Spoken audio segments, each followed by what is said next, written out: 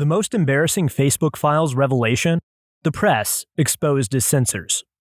The Facebook files show the press as part of the censorship establishment, but that's not the worst part. The most embarrassing revelation of the Facebook files, released by House Judiciary Chair Jim Jordan yesterday, involves the news media.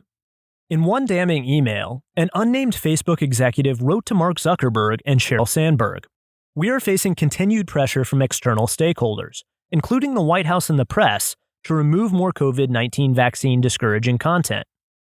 We see repeatedly in internal communications not only in the email above, but in the Twitter files, in the exhibits of the Missouri v. Biden lawsuit, and even in the Freedom of Information request results beginning to trickle in here at Racket, that the news media has for some time been working in concert with civil society organizations, government, and tech platforms as part of the censorship apparatus." In the summer of 2021, the White House and Joe Biden were in the middle of a major factual faceplant. They were not only telling people the COVID-19 vaccine was a sure bet, "You're not going to get COVID if you have these vaccinations," is how Biden put it, but that those who questioned its efficacy were killing people. But the shot didn't work as advertised. It didn't prevent contraction or transmission, something Biden himself continued to be wrong about as late as December of that year. If you go back and give a careful read to corporate media content from that time describing the administration's war against disinformation, you'll see outlets were themselves not confident the vaccine worked.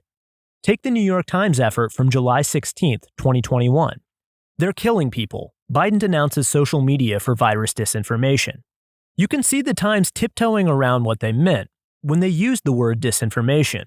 In this and other pieces, they used phrases like the spread of anti-vaccine misinformation, how to track misinformation, the prevalence of misinformation.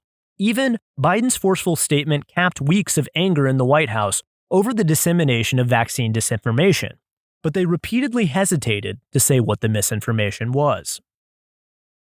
Any editor will tell you this language is a giveaway. Journalists wrote expansively about disinformation, but rarely got into specifics.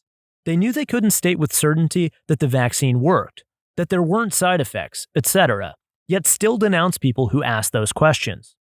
This is because they agreed with the concept of malinformation, i.e., there are things that may be true factually, but which may produce political results considered adverse. Hesitancy was one such bugbear. Note the language from the unnamed Facebook executive above, which describes the press lashing out COVID-19 vaccine discouraging content, not disinformation. This is total corruption of the news. We're supposed to be in the business of questioning officials, even if the questions are unpopular. That's our entire role.